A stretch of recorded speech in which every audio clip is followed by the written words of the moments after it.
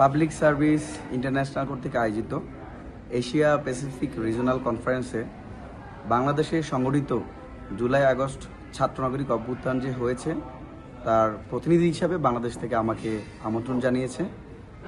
আমন্ত্রণের অংশ হিসাবে আমি বাংলাদেশ থেকে নেপালের কাঠমান্ডুতে এসেছি। এসে বাংলাদেশের গণ অভ্যুত্থান সম্পর্কে কথা বলেছি, শেখ হাসিনা দুঃশাসনের কথা তুলে ধরেছি, আবু সাইদ মুগ্ধ ওয়াসিমদের বীরত্বগাথা গল্প শুনিয়েছি। এর পরবর্তীতে নেপাল থেকে শুরু করে প্রায় 46টা দেশের মানুষ এখানে ছিল। তারা সবাই অনেক বেশি অনুপ্রাণিত হয়েছে বলে আমাকে ব্যক্ত করেছে। বিশেষ করে নেপালের শিক্ষার্থীরা আমার কাছে গল্প শোনার জন্য এসেছিলেন এবং আমার সাথে একই সাথে স্পিকার হিসেবে নেপালের কাঠমান্ডুর যে শহর সেখানে যে ডেপুটি মেয়র আছেন তিনি ছিলেন পাশে, কথা বলেছিলাম। তো আজকে নেপালের যে অবস্থা আমরা দেখতে পেয়েছি যে গতকাল থেকে যে আন্দোলন শুরু হয়েছে সেখানে নেপালের ছাত্র যুব জনতার মধ্যে প্রায় 20 জন শহীদ হয়েছে, প্রায় 300-র অধিক আহত হসপিটালে আছে।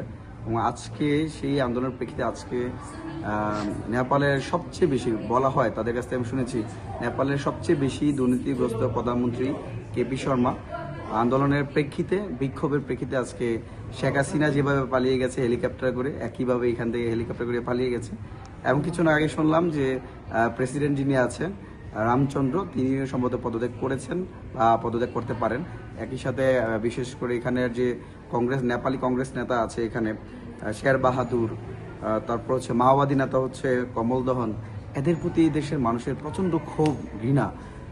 এবং একই সাথে শুনতে পেয়েছি যে সেনাবাহিনী প্রায় 12টি হেলিকপ্টার করে যারা বিশেষ গুরুত্বপূর্ণ ব্যক্তি বা মন্ত্রী বা এমপি তাদেরকে সরানোর চেষ্টা করছে। এইটা শোনার সাথে সাথেই আন্দোলনকারী, বিক্ষোভকারী, দেশপ্রেমিক, নেপালের দেশপ্রেমিক ছাত্র যুবক জনতারা আকাশে আতশবাজি ফুটাচ্ছে যেন কেউ পালাতে না পারে। প্রত্যেকটা জায়গায় তাদেরকে ধরার চেষ্টা করছে বাংলাদেশের মতোই। একই সাথে নেপাল থেকে পুরো বহির্বিশ্বে, পুরো নেপালে প্রত্যেকটা বিমানবন্দর অফ করে দেওয়া হয়েছে, বর্তমানে কানেকশন নাই। আমি যেহেতু বাংলাদেশে বৈষম্যবিরোধী ছাত্র আন্দোলনের কেন্দ্রীয় সমন্বয়ক হিসাবে অভ্যুত্থানের নেতৃত্ব দিয়েছি, আমরা একটা সফল অভ্যুত্থান দেখতে পেয়েছি এবং এখানে এসে পরপরে আরেকটি অভ্যুত্থান দেখতে পেয়েছি। এবং যদিও নিজে কন্ট্রিবিউশন সেখানে আমার নাই, কিন্তু আমি তার এই যে অভ্যুত্থান স্পর্শ পাচ্ছি, আমার ভাইদের শহীদ করা যে তার কষ্ট আমি ব্যতীত হয়েছি। একই সাথে এরকম প্রধানমন্ত্রী যারা দুর্নীতিগ্রস্ত, যারা অন্য দেশের গোলামি করে বা দেশের মানুষের উপর স্টিমুলার চালায়, তাদের এরকম পলায়ন দেখে অনেক বেশি খুশি হচ্ছি। একই সাথে আমি যে হোটেলে আছি এখন, আমি ব্যক্তিগতভাবে নিজেও নিজের যে নিরাপত্তা, ওই রকম নিরাপত্তা নাই।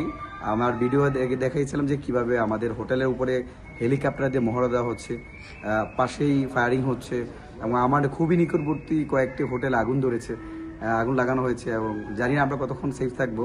তারপর আমি অনেক বেশি খুশি এই জন্য যে শেখ হাসিনার মতো শাসক যারা আছে তাদের এই পরিণতিই যেন হয়, বিশ্বের যারাই দুর্নীতিগ্রস্ত হবে, ছাত্র জনতার উপর দমন করবে, মানুষের অধিকার নষ্ট করবে, এক্সট্রা জুডিশিয়াল ক্লিন করবে, ভোটাধিকার দিবে না এবং মৌলিক রাইটস বলতে কিছু থাকবে না, যারা করবে তাদের পরিণতি শেখ হাসিনার মতো হবে। আমরা বারবার বলেছি, একই সাথে নেপালের সাথে সংগঠিত হয়েছে, আগামীতে হয়তো আমাদের নিকটবর্তী আরও কয়েকটি রাষ্ট্র সংগঠিত হতে পারে।